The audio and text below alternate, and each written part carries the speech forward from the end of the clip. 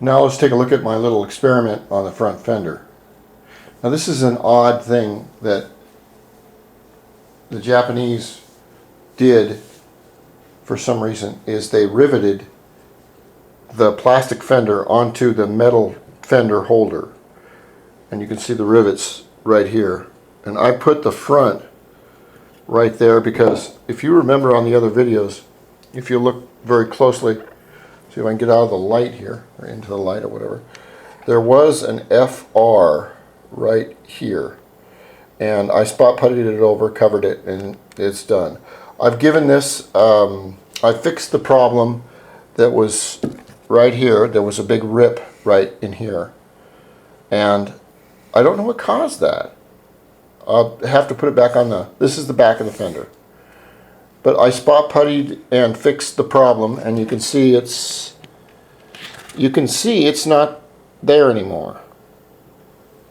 I mean, as far as that goes. But this video is not about that.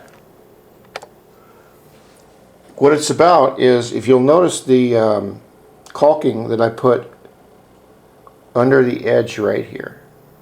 Okay, and I also put it on the front part right here. Now I want you to notice something. Now what I look for when I go to paint is, if you look on the very top right here, okay, that's perfect the way I want it. There's no edge showing right. Let me get my little deal here.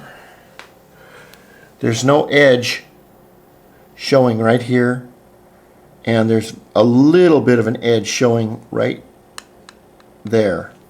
Here it's the same way, but it's even, and this is the back of the fender, so I'm not worried about it. But on the other side,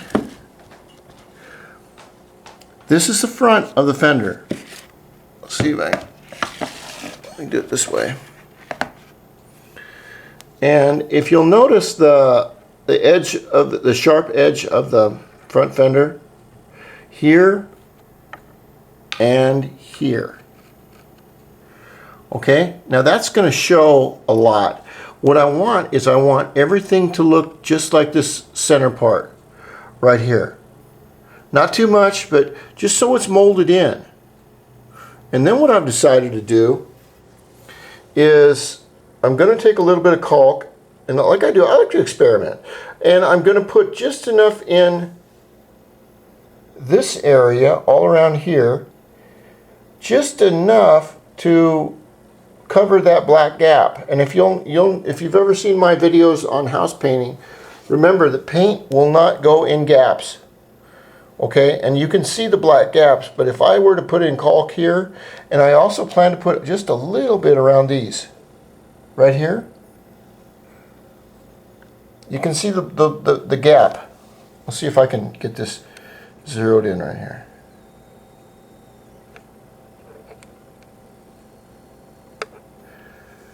You can see the gap right there.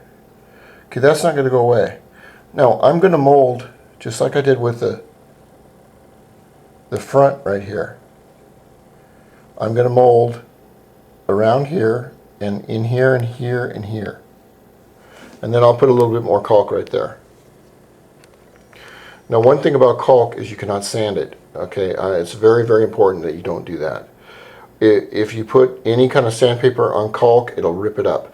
If it rips up, it will lose its smooth finish, and it looks just like a total Mickey Mouse horrible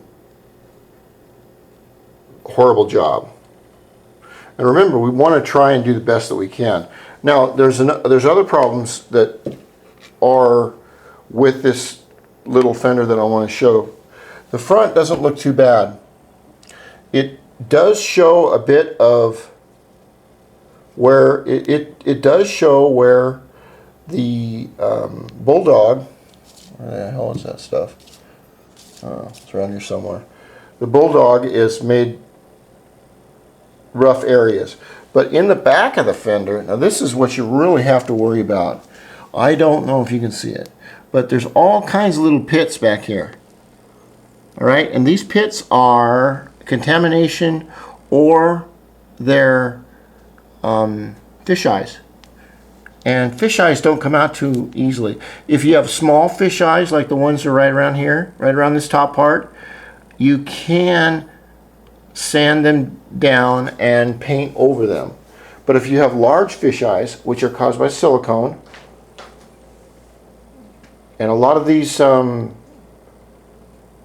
plastic restoration, Armor All, not Armor All, but some of them use the wax uses silicone in them, and you have to try and get that off the panels before you paint, because you don't want to sand it into the metal or sand it into the finish, because once you go to paint, even a bit of silicone, the paint will run away and leave a round, what we call a fish eye. Now there's only one way to fix the fish eyes if you have a lot of them as a problem. You get fish eye remover, which is an additive, and basically what the additive is silicone. So instead of having the paint contaminated by the silicone, it makes all the paint slightly siliconic, and you don't have any fish eyes. And then I think I'll do a little bit more paint work on this one. But like I said, our next video is back to the 130cc building of that engine. What are you doing? You can huff some of that? You want a paper bag? You want some glue? Toluene? What do you want? You got the money, I can do it for you. Come on. There you go. Take a big huff. Does that work for you? You little bastard. You little huff head. Yeah, I knew it.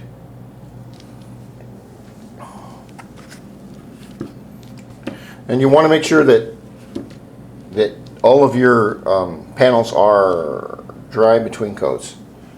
So what I do is I'll bring them over here and I'll put them on the heater.